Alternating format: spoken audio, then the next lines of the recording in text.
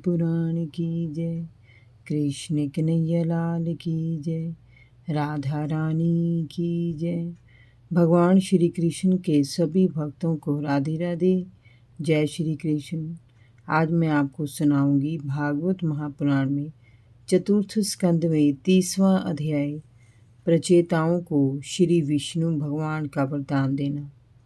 विदुर जी ने पूछा, विप्रवर, आपने राजा प्रचीन बरही के जिन पुत्रों का उल्लेख किया था, उन्होंने रुद्र स्तोत्र के द्वारा श्री हरि की स्तुति करके कौन सी सिद्धि प्राप्त की? प्रचेताओं ने भगवान शंकर का साथ पाकर मुक्ति प्राप्त की या नहीं? कृपया बताइए। श्री मैत्रेय जी ने कहा, विदुर जी, पिता के आज्ञाकारी प्रचेताओं ने समुद्र में खड़े होकर रुद्र स्तोत्र का गायन करके श्री हरि को प्रसन्न कर लिया। उन्होंने 10,000 वर्ष तक तपस्या की थी। भगवान श्री हरि ने प्रसन्न होकर उन्हें दर्शन दिए। भगवान श्री हरि ने उनसे कहा, राजपुत्रों, तुम्हारा कल्याण हो। तुम पर मेरा बड़ा प्रेम है। वर मांगो। जो लोग सायंकाल और प्रातःकाल एकाग्रचित होकर रुद्र गीत से मेरी स्तुति करेंगे, मैं उन्हें इच्छित वर प्रदान करूंगा। तुमने मुझे प्रसन्न किया है, इसीलिए तुम्हारी कीर्ति तीनों लोकों में फैल जाएगी। तुम्हें एक ऐसा प्रतिभाशाली पुत्र प्राप्त होगा जो गुणों में ब्रह्मा जी के समान होगा और संसार में विख्यात होगा। उसकी संतानें समस्त लोकों में अपना वर्चस्व सिद्ध करेंगी। हे राजकुमारों, कंडू ऋषि की तपस्या भंग करने के लिए इंद्र ने प्रमलोचा नाम की एक अप्सरा भेजी थी। उससे कमल नयनी एक कन्या उत्पन्न हुई। उसे ऋषि के पास ही छोड़कर वह स्वर्ग को चली गई। वह कन्या अब युवा हो चुकी है। तुम उस कन्या से विवाह कर लो, क्योंकि तुम सभी एक ही धर्म और स्वभाव के हो। इसीलिए वह कन्या तुम सभी को अपना पति मानकर तुम सभी से सम्मान प्रेम करेगी। तुम लोग 10 लाख वर्ष तक पूर्ण शक्तिशाली रहते हुए दिव्य भोग भोगोगे। अंत में मेरी भक्ति से तुम्हारे सारे वासनामय पाप नष्ट हो जाएंगे और तुम लोग परलोक में नरक तुल्य भोगों से ऊपर उठकर मेरे धाम को प्राप्त करोगे। जो लोग मेरी भक्ति करते हैं, वे गृहस्थ आश्रम में रहते हुए भी घर के बंधनों से परे होते हैं। वे नित्य प्रति मेरी लीलाएं सुनकर अपने हृदय में मेरे नित्य नए रूप के दर्शन करते हैं। उन्हें मोह, शोक और हर्ष कुछ भी अनुभव नहीं होता। वे मुझ में ही लीन रहते हैं। श्री मैत्रेय जी ने कहा, विदुर जी, भगवान के दर्शनों से प्रचेताओं के सभी पाप नष्ट हो गए। उन्होंने श्री हरि को हाथ जोड़कर इस प्रकार कहा, प्रभु, आप भक्तों के क्लेश दूर करने वाले हैं। हम आपको नमन करते हैं। आप विशुद्ध सत्व स्वरूप हैं। आपका ज्ञान संसार बंधनों को दूर कर देता है। आप वासुदेव नंदन श्री कृष्ण हैं। हम आपको बार बार नमस्कार करते हैं। आपने दर्शन देकर हम पर जो कृपा की है, उससे हमारा चित्त शांत हो गया है। आप सभी प्राणियों के अंतःकरण में निवास करते हैं। शूद्र से शूद्र प्राणियों पर आप दया करने वाले हैं। हे जगदीश्वर, आप मोक्ष का मार्ग दिखाने वाले समय पुरुषार्थ स्वरूप हैं। आप हम पर प्रसन्न हैं। इससे बढ़कर हमें और क्या चाहिए? फिर भी नाथ, हम आपसे एक वर मांगते हैं। आप प्रकृति से परे हैं। आपकी विभूतियों का कोई अंत नहीं है। आप अनंत हैं।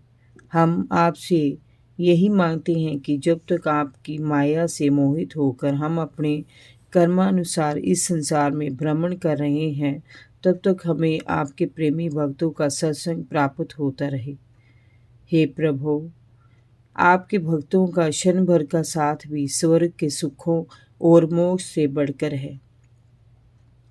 फिर भौतिक सुखों की तो बात ही क्या है। आपके भक्तों के पास सदैव आपकी लीलाओं की मधुर कथाएं रहती हैं। उनके श्रवण मात्र से ही भोगों की इच्छा नष्ट हो जाती है। उन भक्तों के समाज में किसी प्रकार का वैर भाव नहीं रहता। अच्छे अच्छे कथा प्रसंगों से आपका गुणगान होता रहता है, जिससे परम आनंद की अनुभूति प्राप्त होती है। अंत भगवान, उनके साथ के अलावा हमें और क्या चाहिए। आप हमें सत्संग का ही वरदान दीजिए।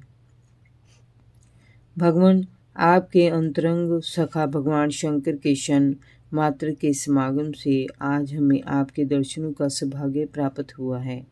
आप जन्म मरण के तारणहार हैं। अंत हमें तो बस आपका ही आश्चर्य चाहिए।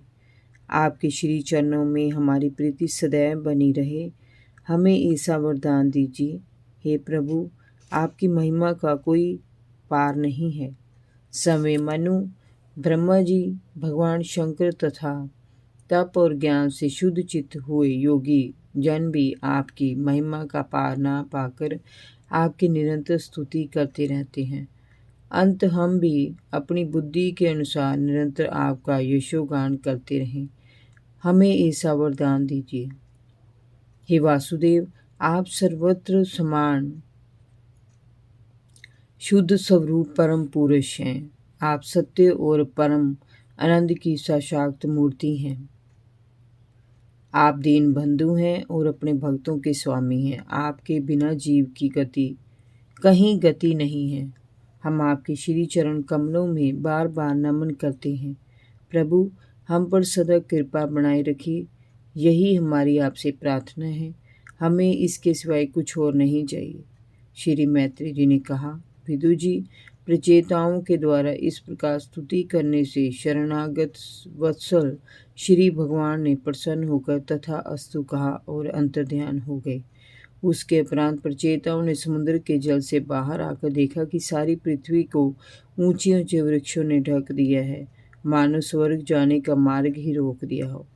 ये देखकर प्रचेताओं को बड़ी असुविधा का भान हुआ।